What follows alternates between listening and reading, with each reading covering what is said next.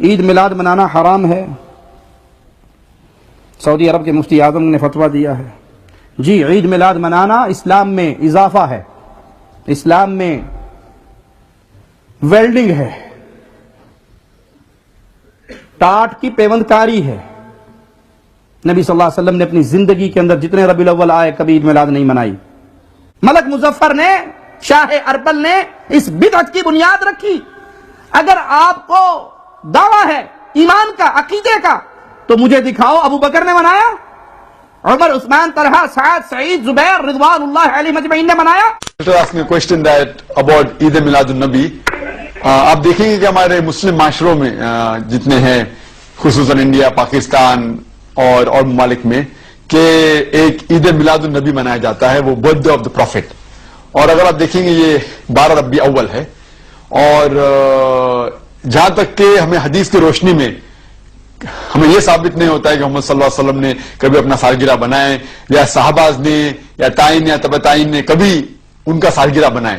تو جب محمد صلی اللہ علیہ وسلم نے کبھی کہا نہیں کہ میرا سالگرہ بناؤ، یا کبھی صحابہ نے نہیں بنائے، اور اگر آج ہم ان کا سالگرہ بناتے تو یہ بدعت ہو جاتا ہے.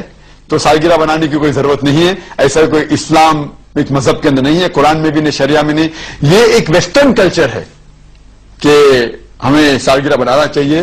اور یہ اللہ سبحانہ و تعالی کی طرف سے کہ اگر آپ غور کریں گے 12 ربیع اول محمد صلی اللہ علیہ وسلم کا برتھ ڈے بھی ہے، اور ساتھ ساتھ ان کا انتقال بھی 12 ربیع اول میں ہوا. سوال یہ کہ جو آپ بتا رہے محبت رسول کی علامت یہ ہے کہ اس طرح سے اس روز کو منایا جائے، عید منائی جائے، کھانا کھلایا جائے، جلوس نکالے جائے، جلسے کیے جائے، اور صدقہ اور خیرات کیے جائے، اور پتہ نہیں کیا کیا رسومات، عصر کے بعد سے مغرب تک فلاں، اور عشاء کے بعد سے فلاں، فجر سے فلاں، یہ سب کیے جائے. سوال یہ ہے کہ اگر یہ واقعے میں حب رسول کی علامت ہے، محبت رسول کی علامت ہے، تو اگر یہ واقعی محبت رسول کی علامت ہے تو بتائیے مجھے کہ کتنے صحابہ نے یہ دن منایا؟ کسی بھی درجے میں، میں اب اس میں کچھ وہ نہیں، کسی بھی درجے میں لسٹ اور ہائیسٹ جس کو بولیں، کم سے کم اور زیادہ، کس صحابی سے ثابت ہے کیا کہ صحابی نے اس دن کو کوئی ذکر کیا، اس دن میلاد کا جلوس کیا، اس دن رسم کیا، اس دن کھانا پکایا، اس دن جو ہے فلاں کیا، اس دن کوئی دعائیں کی، اس دن کچھ بھی کیا؟ مجھے ایک واقعہ دیجئے، ایک واقعے کی محتاج ہے ہم لوگ. یا جائز ہے تو کسی ایک صحابی کی دلیل دے دو، منانا شروع کر دیں گے. ہم تو بڑے پیار سے ایک بات کہتے ہیں، اللہ کے نبی صلی اللہ علیہ وسلم جب اس دنیا سے پردہ نہیں کر گئے، جب نبی اکرم کی روح اعلی علیین کے اندر داخل کر دی گئی، اور اعلی علیین کے اندر بھی دارالکرامہ کے اندر داخل کر دی گئی، جب آپ اللہ کو پیارے ہو گئے اور جب آپ اس دنیا سے رخصت ہو گئے، تو حضرت ابوبکر صدیق خلیفہ بنائے گئے. اسی وقت دفن ہونے سے پہلے 2 سال ان کی خلافت رہی. بس ایک دلیل دے دو.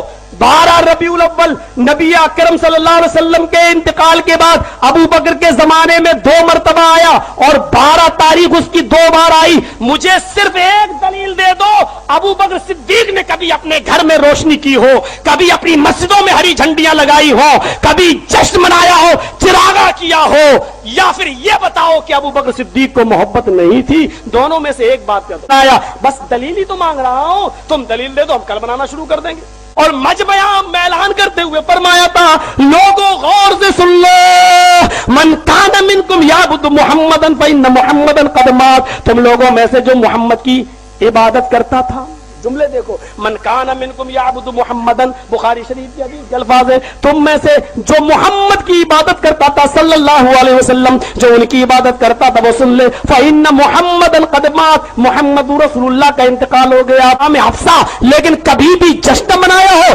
چراغ نہ جلایا ہو، لائٹیں نہ جلائی ہو، ہری جھنڈیاں نہ لگائی ہو، تم دلیل ایک دے دو. نبی کو چھوڑو، ہم تو تیرے باپ کا بھی جشن منا لیں. میلاد، چونکہ ہم میلاد مناتے ہیں تو یہ ہمارا حق ہے کہ ہم میلاد کو ڈیفائن کریں کہ میلاد کی ڈیفینیشن کیا ہے. اب کوئی اور ڈیفائن کر کے، کوئی اور تعریف کر کے میلاد کی ہمیں کہے کہ یوں میلاد ثابت کرو، ہم کہیں گے ہم پلینٹیف ہیں، ہم کلیمنٹس ہیں، ہم مدعی ہیں. جو میلاد مناتا ہے، جس کا دعویٰ ہے، اپنے دعوے کی تعریف بہت کرے گا نا. ہم مدعی ہیں میلاد منانے کے. اگر ہم مدعی ہیں، ہم کلیمنٹس ہیں، وہ ڈیفینڈنٹس ہیں. ہم پلینٹیفس ہیں، وہ ڈیفینڈنٹس ہیں. ہم مدعی ہیں، وہ مدعا علیہ ہیں. اور مدعی کا کام ہے کہ وہ ڈیفائن کرے، ڈیفینیشن بتائے کہ یہ میلاد ہے.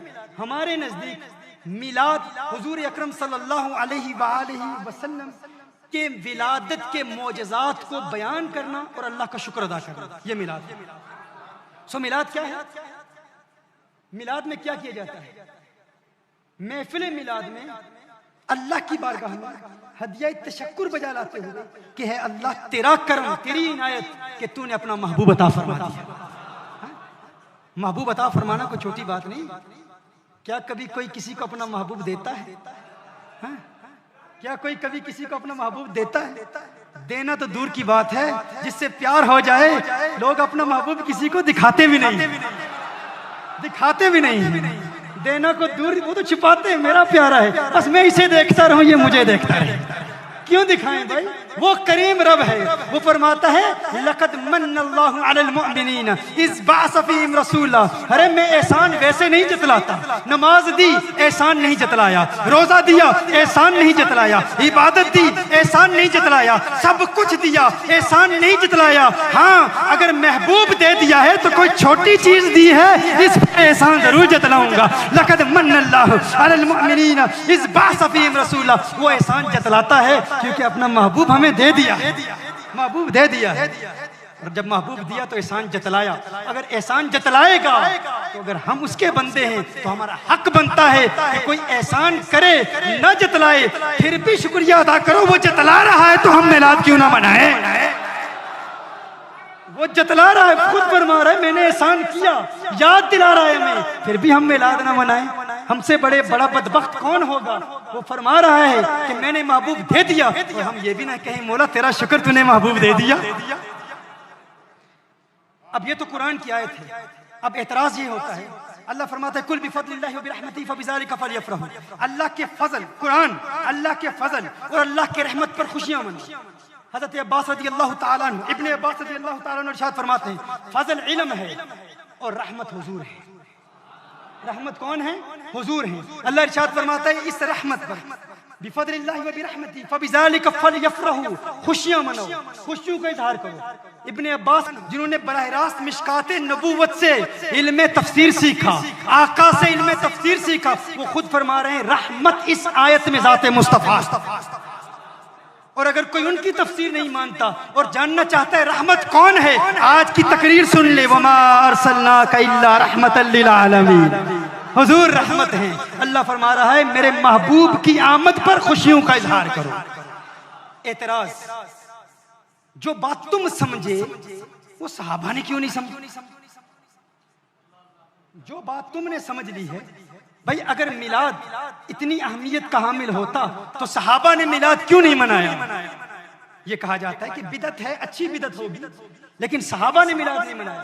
تو آج آپ کو بتا دوں، میلاد اور سیرت کمیٹی کے احباب اور سنی جمعیت آل کرناٹک کے تمام کارکنان، آپ کو مبارک ہو، آپ وہ کام کر رہے ہیں جو صحابہ نے کیا ہے، آپ وہ کام کر رہے ہیں جو آقا نے خود کیا ہے۔ کیسے کیا ہے؟ سب سے پہلے یہ سمجھ لیجئے میلاد کیا ہے؟ آقا کی ولادت کے معجزات کو بیان کرنا اور اللہ کا شکر ادا کرنا کہ تو نے اپنا محبوب دیا ہے، یہ میلاد ہے اور یہ ہم نے ثابت کر دیا۔ اب سماعت فرما لیجئے، حضرت خریم بن اوس رضی اللہ تعالیٰ عنہ روایت فرماتے ہیں قال كنا عند النبي صلى الله عليه وسلم فقال له العباس رضي الله تعالى عنه يا رسول الله صلى الله عليه وسلم اني اريد ان امدحك۔ حضرت عباس رضی اللہ تعالیٰ عنہ نے حضور کی بارگاہ میں حاضر ہو کر وہ عرض کرتے ہیں یا رسول اللہ صلی اللہ علیہ وسلم، آقا میری ایک تمنا ہے، میری ایک خواہش ہے، میں آپ کی نعت پڑھنا چاہتا ہوں۔ آقا آپ کی نعت پڑھنا چاہتا ہوں، انی اريد ان امدحك۔ اچھا یہ واقعہ کب کا ہے؟ غزوہ تبوک کا واقعہ۔ غزوہ تبوک کے فوراً بعد حضور اکرم صلی اللہ علیہ وسلم اپنے صحابہ کے مجمع میں بیٹھے ہوئے، ابن حجر اسقلانی فرماتے ہیں کہ یہ 30,000 کا مجمع تھا، 30,000 صحابہ حضور کی بارگاہ میں موجود ہیں۔ کتنے صحابہ؟ 30,000 صحابہ موجود ہیں، اور میرے آقا صلی اللہ علیہ وآلہ وسلم کہ چچا حضرت عباس رضی اللہ تعالیٰ عنہ حاضر ہوتے ہیں، عرض کرتے ہیں یا رسول اللہ صلی اللہ علیہ وسلم میں آپ کی نعت پڑھنا چاہتا ہوں۔ اب نعت پڑھنے کے حوالے سے لوگ کہیں گے یہ نعت ہی ہے، نا میلاد کہاں ہے؟ لیکن آپ کو بتانا چاہوں گا یہ نعت فقط آقا کی تعریف نہیں ہے، یہ نعت صراحتاً میلاد ہے، صراحتاً میلاد ہے، یہ ساری نعت ہے ہی میلاد مصطفیٰ۔ نعت کے الفاظ سماعت فرمائیں۔ नात पढ़ते हैं, वो अंत लम्मा वुलिद्त अशरक़तिल अर्द। वुलिद्त क्या है? वलदा यलिदु, आका आपका जब मिलाद हुआ, आका आपका जब मिलाद हुआ, अंत लम्मा वुलिद्त, या रसूलल्लाह सल्लल्लाहु अलैहि वसल्लम, जब आपका मिलाद हुआ तो आपके नूर से तमाम जमीन रोशन हो। आका जब आपका मिलाद हुआ, ये रोशनी रोशन बेग साहब आपको भी मिले। आका जब आपका मिलाद हुआ तो आपके नूर से तमाम जमीन रोशन हो गई। ये हदीस, इस हदीस में ये पूरी नातिया कलाम है। इस तमाम नातिया कलाम के हर मिसरे में मिलाद का जिक्र, हर मिसरे में मिलाद का जिक्र है। और ये हदीस सही हदीस है। हदीस के हवाले सुन, ये एक रिवायत नहीं है, एक हवाला नहीं दे रहा। आका की 12वीं के सदके 12 हवाले दे रहा है, 12 हवाले दे रहा हूं। ये हदीस कहाँ है? आज के बाद कोई कहे मिलाद बिदअत है, ये जो आप काम कर रहे हैं ये बिदअत है, आप कहें ना बिदअत नहीं है, ये 30,000 सहाबा की सुन्नत है। 30,000 सहाबा की सुन्नत है। 30,000 सहाबा ने आका की मौजूदगी में आका का मिलाद मनाया। और मिलाद भी ऐसा कि हर शेर में आका की विलादत का जिक्र, हर शेर में आका के मिलाद का जिक्र है। कोई कहे हदीस कहां से लाए हो भाई, हमने ये हदीस नहीं सुनी, हम तो समझते थे कि बिदात है। ना पहले लफ्ज़ मिलाद को डिफाइन करें, इसकी तारीफ बयान करें। मिलाद है क्या, ये जरूरी है। हमें मार उस वक्त पड़ती है जब मिलाद का तारुफ नहीं कराते। हम लाइट साबित करना शुरू कर देते हैं, झंडे लहराना शुरू कर देते हैं। ये झंडे, इसको साबित करने की जरूरत नहीं, मिलाद की असल साबित करें। अल्लाह का ये काम नहीं है कि अल्लाह आपको कुरान में ये इरशाद फरमाए कि फलां दुकान से इस किस्म की लाइट्स लाएं, फलां दुकान से इस किस्म के झंडे बना के लाएं। क्या हमने ये साबित करना है? इस्लाम का काम तो ये है कि उसूल दे। अब हुजूर अकरम सल्लल्लाहु अलैहि वसल्लम ने क़यामत तक आने वाली मुख्तलिफ लाइट्स और मुख्तलिफ डेकोरेशंस हदीस में बयान करने थी। ये हुजूर का काम तो नहीं है। और अगर यही हुजूर का काम होता तो कादरिया मस्जिद बनाने वालों को ये खूबसूरत आर्किटेक्चरल डिजाइन जो हैं, क्या ये हदीस में आप तलाश कर रहे हैं? क्या हदीस में तलाश किया था? हुजूर ने फरमाया ऐसी मस्जिद बनाना, ऐसा सारा मस्जिद का सिलसिला हो, इस किस्म की रोशनी हो, इस किस्म का स्टेज हो। और मिलाद के जितने मुनकिरीन इनकार करते हैं और मिलाद को नहीं मानते, वो कहते हैं ये लाइट साबित करो, ये झंडे साबित करो, ये तुम्हारा मिलाद मनाने का जो तरीका है। हम कहते हैं नहीं, हम मिलाद को कुरान और सुन्नत से साबित करेंगे। ये झंडियां, ये तो वक्त के गुजरने से ये नई चीजें इजाद होती रहती हैं। वो कहते हैं नहीं नहीं ये बिदअत है। आप कहो तो ठीक है, तो क्या आप अपनी तमाम मसाजिद को शहीद कर दोगे? क्या हुजूर के दौर में ऐसी मसाजिद थी, ऐसी रोशनी थी, ऐसी लाइट्स थी? कहते नहीं नहीं नहीं नहीं नहीं, मस्जिद बनाना कुरान और सुन्नत से साबित है। ये मरूरे जमाना के साथ चीजें इजाद हो जाती हैं। हम कहते हैं मिलाद कुरान और सुन्नत से साबित है, बाकी दुनिया की बिदअतें हैं वो जायज है सारी।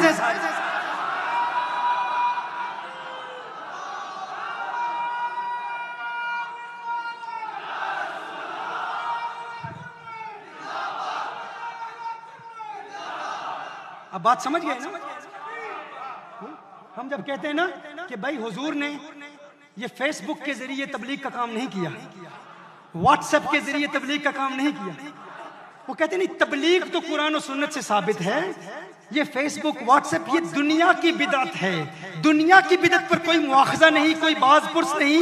ये बिदा दुनियाविया है या बिदा लुगविया है, ये इस्तिलाहात इस्तेमाल की जाती है। बिदा लुगविया या बिदा दुनियाविया। तो हमारे लोग परेशान हो जाते, भाई हमने तो बहुत बड़ी दलील दी थी कि ये इंटरनेट साबित नहीं है, ये साबित नहीं। वो कहते हैं ये दुनिया की चीजें हैं, दुनिया की चीजों को साबित करने की जरूरत नहीं है। तो आप भी कह दें भाई ये झंडियां ये फिर दुनिया की चीजें हैं, ये लाइट्स ये दुनिया की चीजें हैं। अभी इन पर बात नहीं करते, इनको बिदा हसना बाद में साबित करेंगे। पहले असल की तरफ आओ। असल क्या है? मिलाद मेरे आका ने भी मनाया, सहाबा ने भी मनाया। 30,000 का मजमा है। हदीस का रेफरेंस लिख लीजिए। इमाम हाकिम ने अपनी मुस्तदरक में इस रिवायत को नकल फरमाया। इमाम तबरानी ने अल-मुअज्जमुल कबीर में इस हदीस को नकल फरमाया। इमाम हैसमी ने मजमू ज़वाइद में इस हदीस को नकल फरमाया। इमाम ज़हबी ने सियर आलामुन नुबला में नकल फरमाया। अबू नुऐम ने अल-हिलिया में नकल फरमाया। इब्ने अब्दुल बर ने अल-इस्तिआब में नकल फरमाया। امام اسقلانی نے الاصابہ میں نقل فرمایا، امام سیوطی نے خصائص کبریٰ میں نقل فرمایا، ابن کثیر نے البدایہ والنہایہ میں نقل فرمایا، امام قرطبی نے الجامع لاحکام القرآن میں نقل فرمایا، امام حلبی نے السیرہ میں نقل فرمایا، ابن قدامہ نے المغنی میں نقل فرمایا۔ میلاد کی یہ حدیث 30,000 صحابہ نے آقا کی موجودگی میں میلاد بنایا، یہ 12 حدیث کی کتابوں میں ثابت ہے۔ الحمدللہ ابھی کچھ ہی عرصے بعد ربیع الاول کی آمد ہے، اور اس میں ہمارے کثیر مسلمان بھائی نبی کریم صلی اللہ علیہ وسلم کی دنیا میں آمد کے سلسلے میں خوشیوں کا اہتمام کرتے ہیں۔ جب کوئی محبوب چیز ہمیں حاصل ہوتی ہے تو ایک فطری تقاضا ہوتا ہے کہ قلب خوش ہوتا ہے اور دل چاہتا ہے کہ ہم اس خوشی کو کسی کے ساتھ شیئر کریں۔ تو کیا یہ خوشی کا پیدا ہونا صحیح ہے یا نہیں، اور پھر یہ شیئرنگ درست ہے کہ نہیں، اور کن کاموں کے ساتھ کس انداز سے یہ شیئرنگ ہونی چاہیے، اس کی شریعت اجازت دیتی ہے یا نہیں۔ یہ بہت سارے مسائل ہوتے ہیں جس پہ تقریباً ہر سال کچھ نہ کچھ کلام ہوتا ہے، اور کثیر لوگ اس کے بارے میں جاننا چاہتے ہیں۔ تو یاد رکھیں کہ یہ تو ایک فطری تقاضا ہے کہ جب کوئی خوشی حاصل ہوتی ہے تو انسان اپنے قلب میں، یعنی کوئی نعمت حاصل ہوتی ہے تو اپنے قلب میں اس کی مسرت پاتا ہے، خوشی پاتا ہے، اور وہ چاہتا ہے کہ یہ خوشی اور لوگوں تک بھی پہنچے اور میں ان کے ساتھ شیئر کروں۔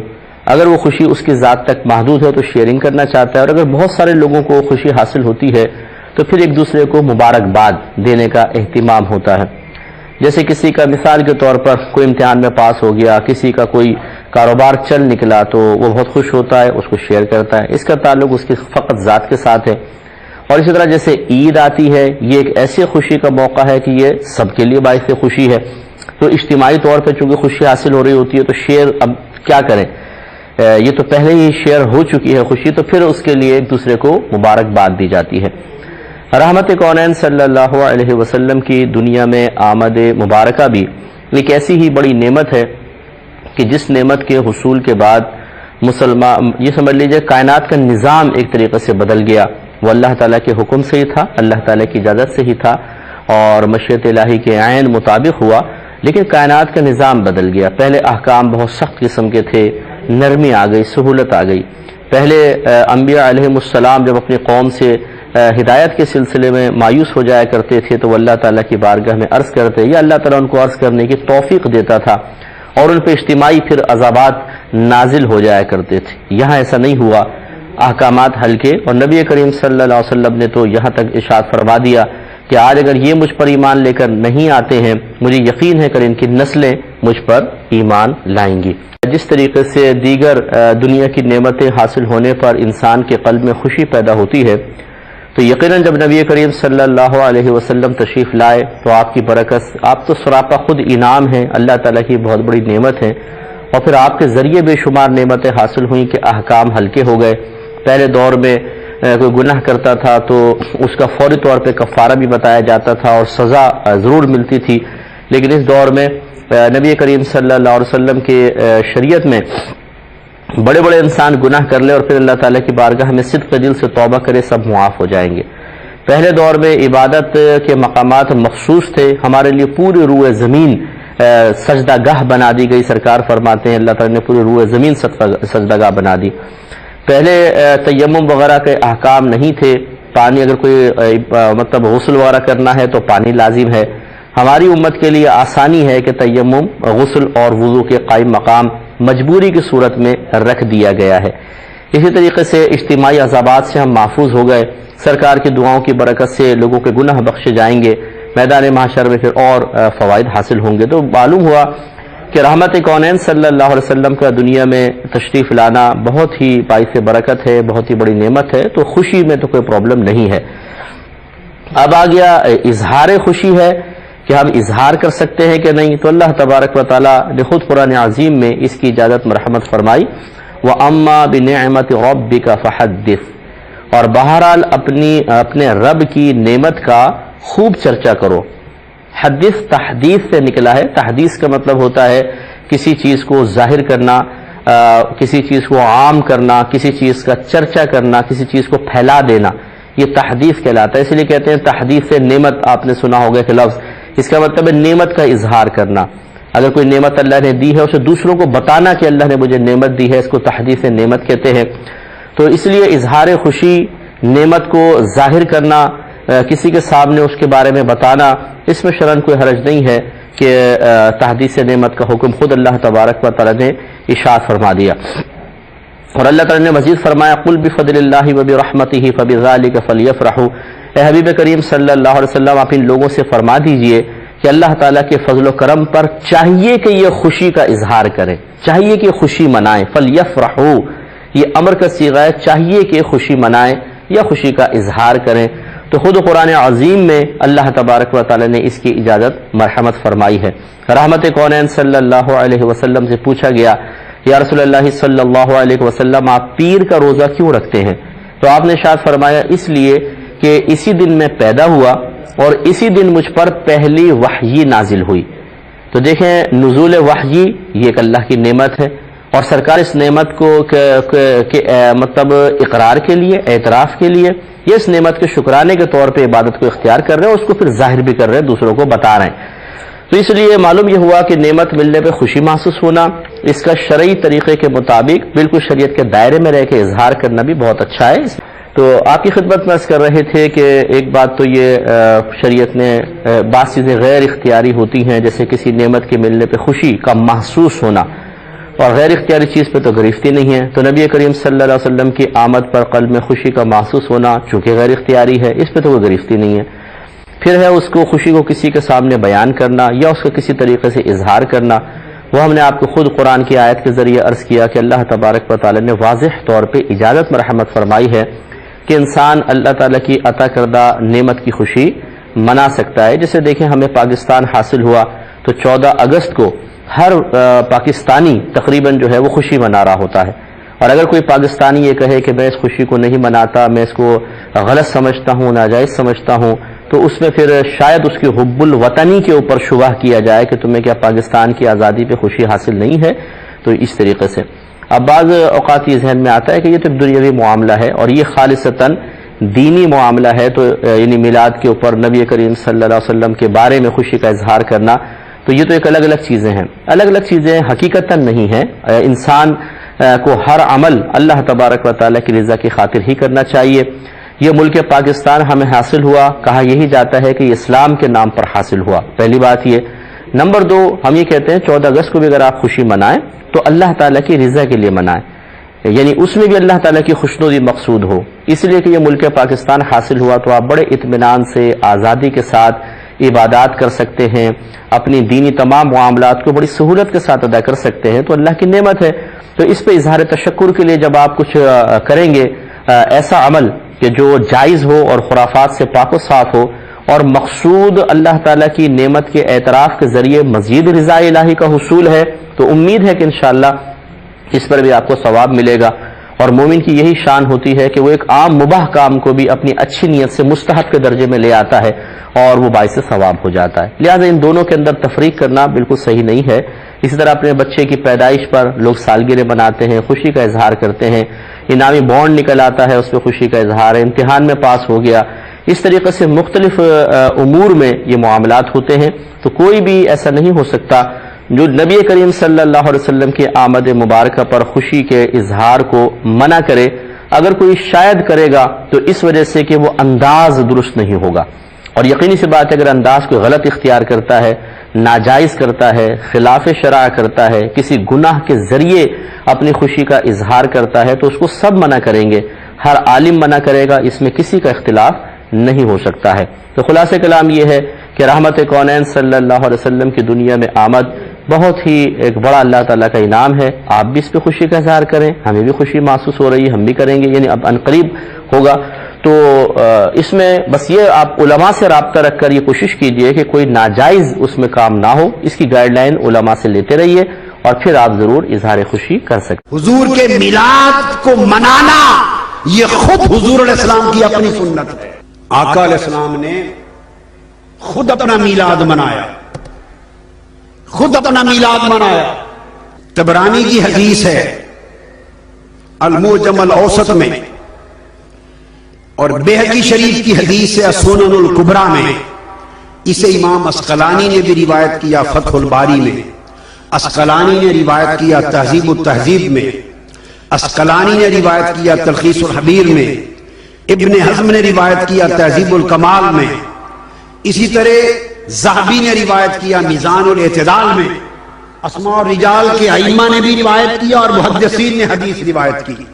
حضرت انس بن مالک رضی اللہ تعالی عنہ حدیث کے راوی، حدیث یہ ہے، فرماتے ان النبی صلی اللہ علیہ وآلہ وسلم اقع عن نفسہ بعد النبوہ،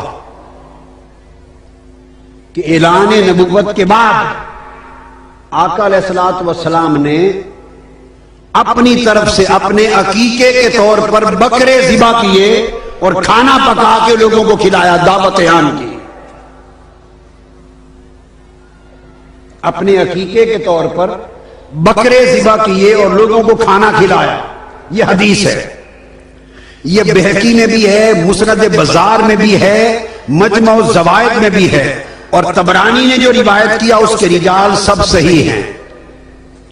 اب یہاں سوال پیدا ہوتا ہے، لفظ آیا اقع عن نفسہ، اس اقع کے لفظ سے بعض لوگوں نے سمجھا کہ وہ عین عقیقہ تھا۔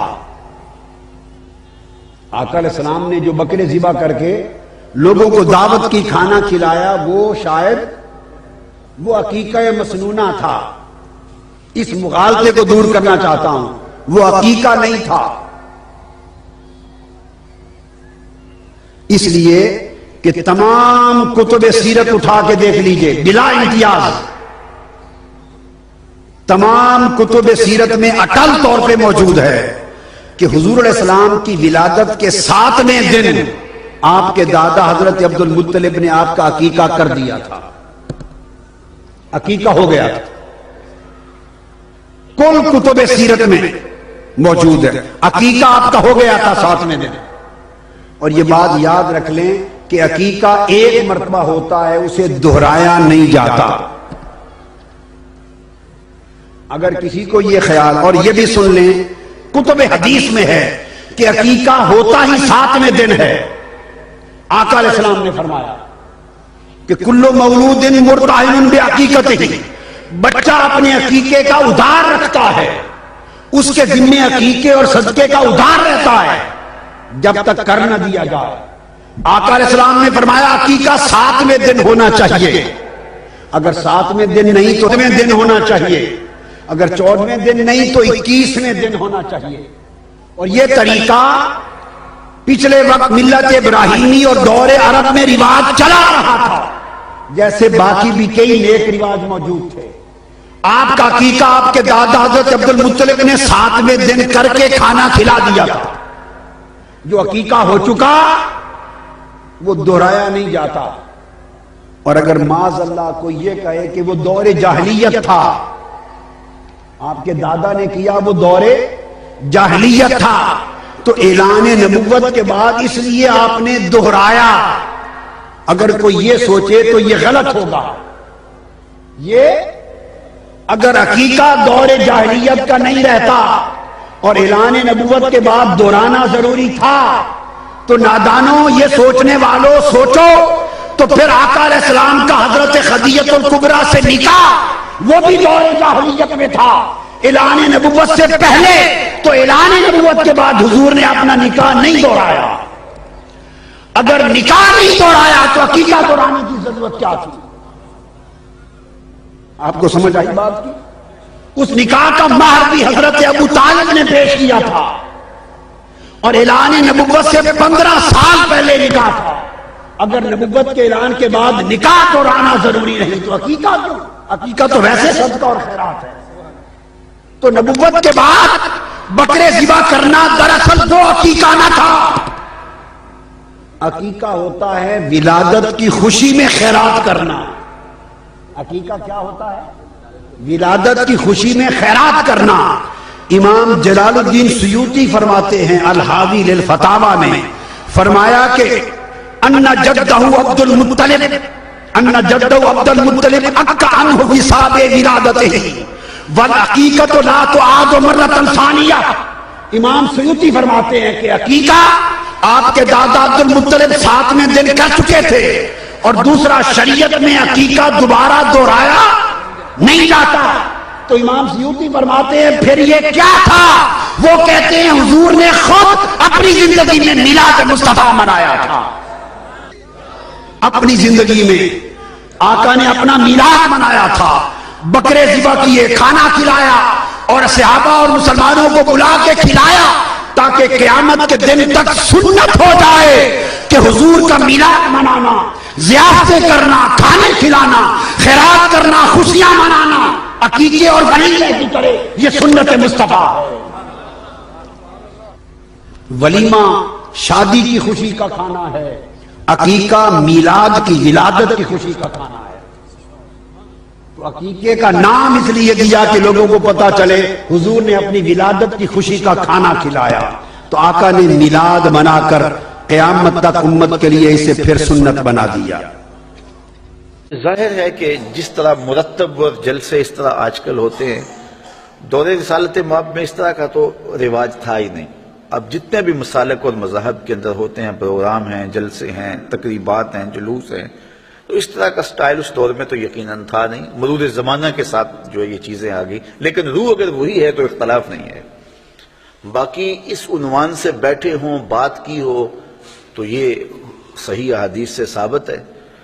حضرت امیر معاویہ رضی اللہ تعالیٰ عنہ کی مرویات سے ہے کہ حضور علیہ السلام مسجد نبوی میں تشریف لائے تو صحابہ بیٹھے ہوئے تھے، تو بیٹھ کر کے وہ ان کا باہمی کسی عنوان سے گفتگو کا، جلسے کا سٹائل تھا، بلکہ حدیث کے لفظ ہیں کہ حضور آئے تو فرمایا ما اجلسکم، تم کیوں بیٹھے ہوئے ہو، تمہارے اس جلوس کا، بیٹھنے کا، جلسے کا کیا مقصد ہے؟ تو صحابہ نے جو جواب دیا وہ سننے کے قابل ہے۔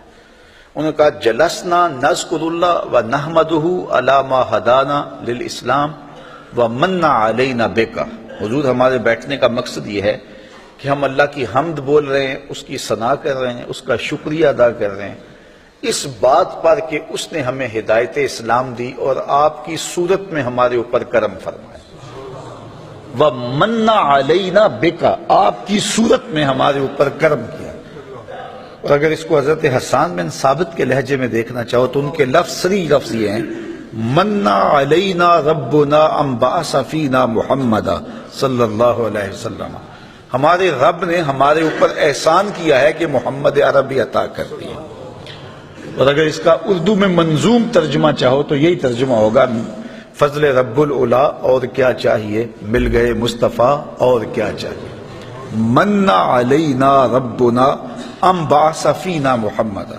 تو انہوں نے کہا کہ ہم اس پر اللہ کا شکریہ ادا کر رہے ہیں کہ اللہ نے آپ کی صورت میں ہمارے اوپر احسان کیا ہے۔ جب صحابہ نے یہ بات کہی تو حضور مسکرا کے گزر جاتے، کہتے کہ اچھا کام ہے، اور اگر اچھا نہیں تھا تو روک دیتے، لیکن حضور فرمایا کیا صحابہ تم اس بات پہ قسم اٹھا سکتے ہو کہ اسی لیے بیٹھے ہو؟